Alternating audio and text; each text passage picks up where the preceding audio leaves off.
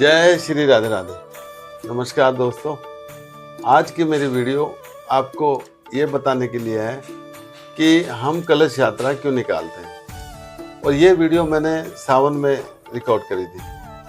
हमारे श्री हरिहर मंदिर में शिव महापुराण का एक बहुत बड़ा आयोजन हुआ था, तो उससे पहले कलश यात्रा का एक विधान है। तो ये विधान क्यों है, इसके बारे में भी मैं आज आपको बताऊंगा। और शिव महापुराण की महत्ता क्या है, उसमें हमें क्या बताया जाता है, इतना संक्षिप्त रूप में मैं आपको उसके बारे में भी थोड़ा बहुत बताऊंगा, क्योंकि इतनी जानकारी तो मुझे नहीं है, लेकिन जितनी भी जानकारी है उसके लिए मैं आपको इसमें बताऊंगा कि ये हमारे लिए क्यों इतना ज़रूरी है शिव महापुराण को सुनना। और हम किसी भी बड़े आयोजन से पहले कलश यात्रा को क्यों निकालते हैं, इसके बारे में भी मैं आज आपको विस्तृत जानकारी दूंगा। तो चलिए अपनी वीडियो की शुरुआत करता हूं और हम शिव महापुराण और कलश यात्रा दोनों को अपनी वीडियो में देखते हैं। और जब तक मेरी वीडियो चलती रहे, हर हर महादेव के आप जयकारे लगाते चलें। जय श्री राधे राधे के साथ अपनी वीडियो की शुरुआत करते हैं।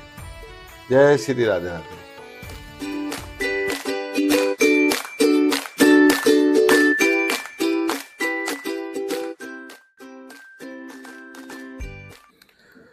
और जय श्री राधे और हर हर महादेव के जयकारे के साथ अब मैं अपनी वीडियो की शुरुआत करता हूं।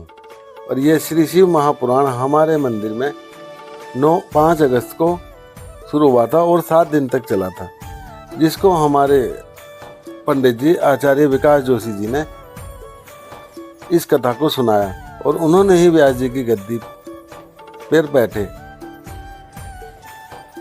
और जो भी इस कथा को सुनाता है वही व्यास जी की गद्दी पर बैठता है। उसकी भी मैं आपको महत्ता बताऊंगा कि व्यास जी की गद्दी पर जो विराजमान होता है उसकी कितनी महत्ता होती है। तो सबसे पहले मैं आपको बताता हूं कि हमारे शिव पुराण को वेद व्यास जी ने लिखा था। और भगवान शिव देव के देव महादेव हैं। हिंदू धर्म में शिव पुराण में भगवान शिव को परम ब्रह्म बताया गया है और माना जाता है कि उनके द्वारा ही सृष्टि की रचना, पालन और संहार होता है। हमारे शिव जी स्वयंभू हैं, शाश्वत हैं, सर्वोच्च सत्ता हैं, विश्व चेतना है, शिव त्याग, तपस्या, वात्सल्य तथा करुणा की साक्षात प्रतिमूर्ति हैं। और जैसा मैंने आपको बताया कि शिव पुराण ग्रंथ के रचयिता महर्षि वेद व्यास जी हैं और यह ग्रंथ बहुत ही प्राचीन है। और जैसा मैंने आपको पहले ही बताया था कि हमारे शिव महापुराण से पहले हमारे मंदिर में भी एक कलश यात्रा का आयोजन हुआ, जिसमें हमारे मोहल्ले की सारी मार्त शक्ति इसमें बढ़ चढ़कर हिस्सा लिया और हर्षोल्लास के साथ गंगा तट पर जाकर वहां से गंगा जल लेकर अपने कलश में मंदिर में लेकर आए। और मैं आपको ये भी बताऊंगा कि कलश की क्या महत्ता होती है। तो चलिए धीरे धीरे बातें करते करते मेरी वीडियो को पूरा देखते चलें और हर हर महादेव के भी जयकारे लगाते चलें। और कहते हैं कि संसार की रचना करते समय ब्रह्मा जी ने एक ही पुराण की रचना की थी, जिसमें लगभग 1 अरब श्लोक थे। लेकिन बाद में इस पुराण को वेद व्यास जी ने समय समय पर कई भागों में विभक्त कर दिया, बांट दिया। हालांकि और कहते हैं कि 18 पुराण महर्षि श्री वेद व्यास जी ने लिखे हैं। और वेद व्यास जी कौन थे? वेद व्यास जी मुनि पराशर जी के पुत्र थे और कौरवों के पिता थे। लेकिन यहाँ यह बताना भी जरूरी है कि सभी पुराण वेद व्यास जी ने नहीं लिखे हैं। उनमें से कुछ पुराण अन्यों ने भी लिखे हैं, जैसे विष्णु पुराण को उनके पिताश्री पराशर मुनि जी ने लिखा है। तो उप पुराणों को समय समय पर अन्य ऋषियों ने लिखा है। इसमें से कुछ पुराण तो बौद्ध काल और मध्यकाल में लिखे गए माने जाते हैं, जैसे ब्रह्मवर्ते पुराण और भविष्य पुराण आदि। और बातें सुनते सुनते आप हमारे मंदिर में भी देखते चलिए कि कलश यात्रा को किस तरह पूरा करा जा रहा है। सबसे पहले महादेव की पूजा हो रही है, उसके बाद सारी महिलाएं कलश को लेकर घाट तक जाएंगे अपने सर पर रखकर। और मैं अब आपको संक्षेप में बताऊं कि शिव पुराण में भगवान शिव की लीला कथाओं का वर्णन किया गया है। और साथ ही इस पुराण में भगवान शिव की पूजा और व्रत के नियमों को भी बताया गया है। इसी में उन रहस्यों को भी बताया गया है जिनसे भगवान शिव को जल्दी प्रसन्न करके दुख, दरिद्रता और संकटों से पार पाया जा सकता है। देवों के देव महादेव के लिए कहा जाता है कि वे अपने भक्तों के लिए सुलभता से उपलब्ध रहते हैं और मात्र फूल पत्ते चढ़ाने से प्रसन्न हो जाते हैं। आपने महादेव को भोलेनाथ के नाम से भी सुना होगा कि इनको भोलेनाथ भी कहा जाता है। वो इसलिए कहा जाता है क्योंकि ये किसी में भी कोई भेद नहीं करते। इसलिए शिव को प्रसन्न करने के लिए हम अपने अपने तरीके से प्रार्थना करते हैं। शिव पुराण में शिव पूजा और शिव पुराण कथा सुनने के कई नियम बताए गए हैं और एक संक्षेप में यह भी इसका है कि शिव पुराण का पाठ करने से व्यक्ति को भय से मुक्ति मिलती है। इस पुराण का पाठ करने से व्यक्ति को भोग और मोक्ष दोनों की ही प्राप्ति होती है। यदि आप अपने पापों से छुटकारा पाना चाहते हैं तो शिव पुराण का पाठ सबसे ज़्यादा लाभकारी है और सावन के महीने में शिव पुराण का पाठ करने से जीवन के सब दुखों से मुक्ति मिलती है।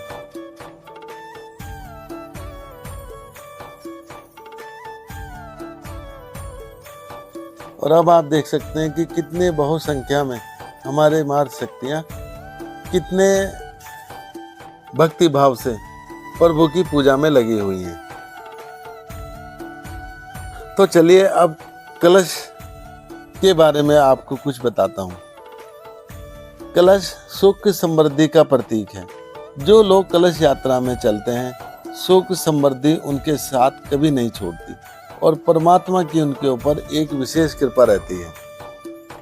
हम जो कलश अपने सर पर रखते हैं बताते हैं कलश रिद्धि सिद्धि का प्रतीक है।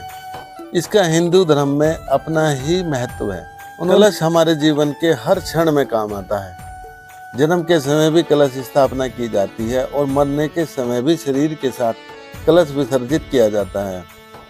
कलश के ऊपर नारियल रखा जाता है। यह नारियल मनुष्य को इस बात की शिक्षा देता है कि परिवार के मुखिया को ऊपर से सख्त और अंदर से मुलायम होना चाहिए।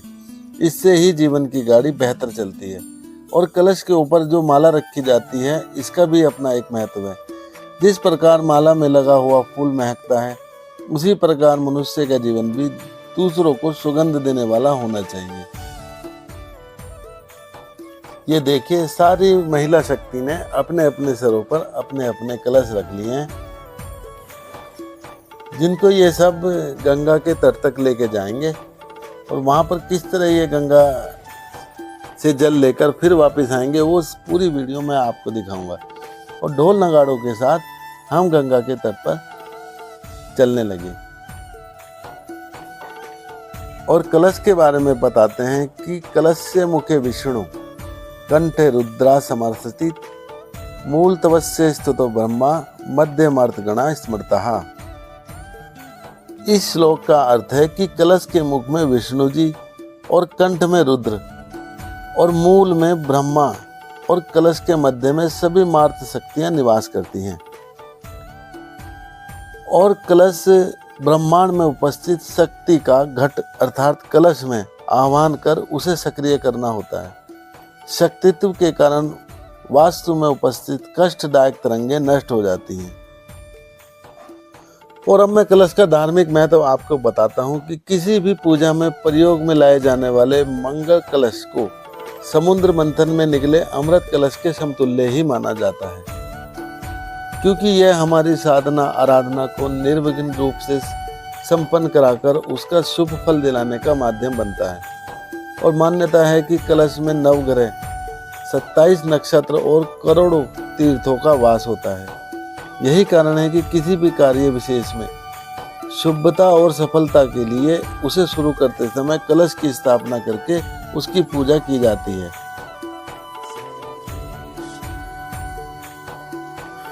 और देखिए धीरे धीरे हम अपने गंगा तट पर पहुंचने वाले हैं और ये देखिए घाट तक हम पहुंच गए। धीरे धीरे आपको सारी क्रियाविधि दिखाई देगी कि किस तरह हमारे पंडित जी कलश यात्रा को संपूर्ण कराएंगे। और ये हमारी रमा आंटी जी और हमारे अध्यक्ष जी श्री श्याम बाबू शर्मा जी। और ये देखिए खुशी में झूमते हुए हमारे सारे भक्तगण जय श्री राधे राधे, जय हर हर महादेव। और ये विकास जी जो व्यास जी की गद्दी पर बैठेंगे, आचार्य विकास जोशी जी। और हमारी सनातन परंपरा में झूमते हुए हमारे सारे भक्त कलश की पूजा का बहुत महत्व है। देवी पूजा में कलश की विधि विधान से स्थापना करने पर सुख संपत्ति सौभाग्य की प्राप्ति होती है और जीवन के प्रत्येक क्षेत्र में विजय और सफलता की प्राप्ति भी हमें होती है।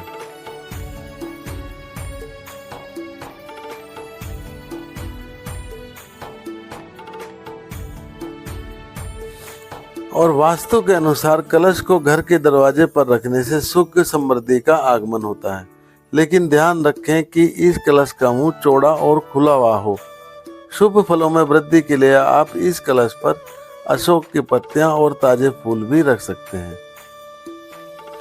और देखिए, पंडित जी के कहे अनुसार हमारी सारी महिला शक्ति एक साथ घाट पर बैठ गई और वहीं से ये अपने कलश में जल को लेंगे।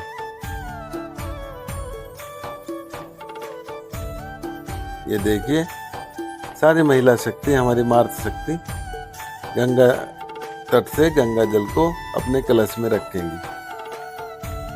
हर हर महादेव, जय श्री राधे। और हमारे आचार्य विकास जोशी जी पहले गंगा जी की पूजा करेंगे, उसके बाद इनको जल भरने के लिए आदेश देंगे।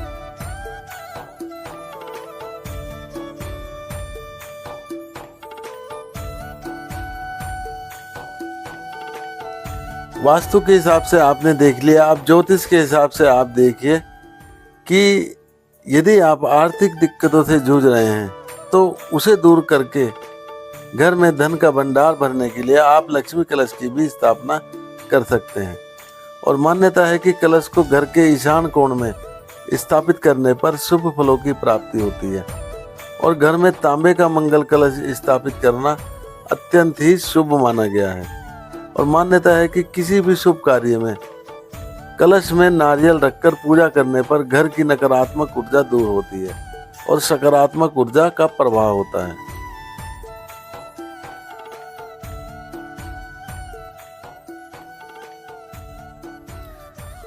और इस तरह हमारी सारी मार शक्तियों ने अपना अपना जल अपने अपने कलश में भर लिया। ये देखिए आप।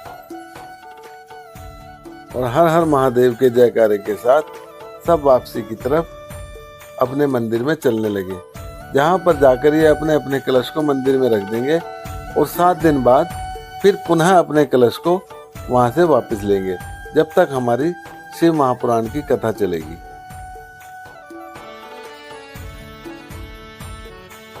तो चलिए अब कुछ भोले भंडारी की बातें करते हैं और उनके बारे में जानते हैं। जैसे कि वो भोले भंडारी हैं। भोले भंडारी का मतलब वो किसी भी आदमी को थोड़ी सी पूजा से ही वो प्रसन्न हो जाते हैं। और व्यास जी की गद्दी के बारे में मैंने आपको शुरू में बताया था, अब उसके बारे में आपको थोड़ा सा और बताता हूँ कि वेद और पुराणों के लेखक वेद व्यास जी हैं और महाभारत के लेखक भी वेद व्यास जी हैं। इन्हें भगवान विष्णु जी का भी अवतार माना गया है। आज भी कथा कहने वाले कथावाचक जिस स्थान पर विराजमान होते हैं और सभा में कथा कहते हैं, उस स्थान को व्यास गद्दी कहते हैं। अतः यह उनके ज्ञान और सम्मान का सूचक है। इनको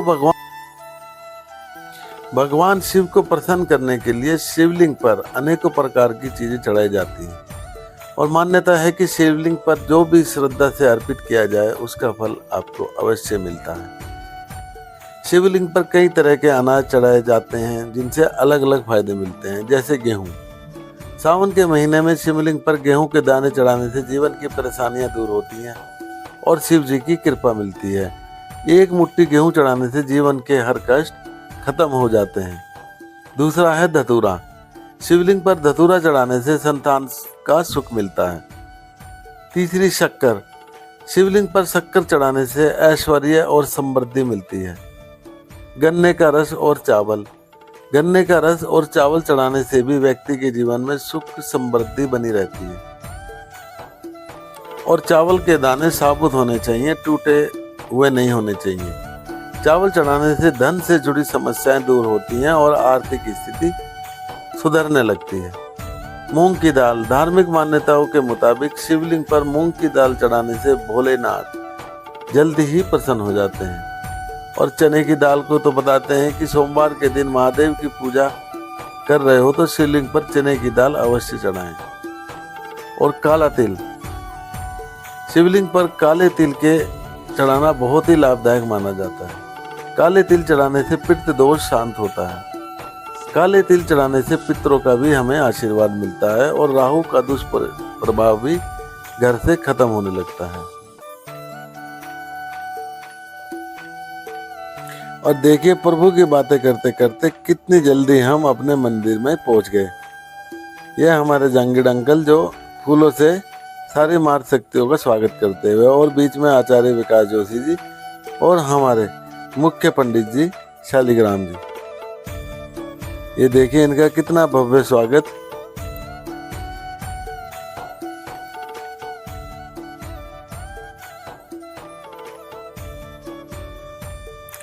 और कलश यात्रा पूरी होने के बाद हमारे व्यास जी की गद्दी पर आचार्य विकास जोशी जी अपनी कथा सुनाते हुए, इसी तरह 7 दिवस तक हमारे आचार्य जी ने इस कथा को हमें सुनाया और शिव महापुराण की महत्ता के बारे में बताया। जितना मेरे से हो सका उतना मैं आपको बता पाया। बाकी जो है 7 दिन तक ये लगा लीजिए, इतना कठिन इसका व्रत होता है जो शिव पुराण को कहता है, और जो व्यास जी की गद्दी पे बैठता है, बहुत कठिन व्रत होता है ये। और ये हमारे आशीष जी जो बहुत ही सुंदर गायक हैं।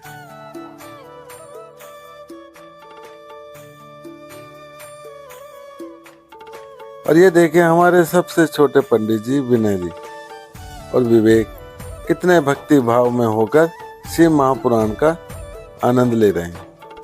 जय श्री राधे राधे, जय श्री राधे, हर हर महादेव। और इस तरह मेरी वीडियो भी अपने अंतिम पड़ाव पर पहुंचने वाली है। और इसी तरह हंसते झूमते भक्ति भाव से हम सब ने शिव महापुराण की कथा को सुना और हर हर महादेव के पूरे मंदिर में और पूरी ही कॉलोनी में हमारे जयकारे लगते चले गए। हर हर महादेव।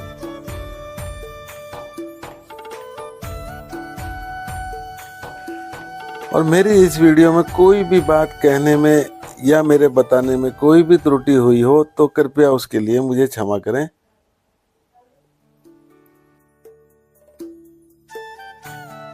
और इसके बाद हम सब ने मिलकर प्रसाद भरा और उसके बाद उसका वितरण हुआ। इस तरह हमारी शिव महापुराण की वीडियो समाप्त हुई। अगर आपको मेरी ये वीडियो अच्छी लगे तो प्लीज़ मेरी वीडियो को लाइक और कमेंट जरूर करें।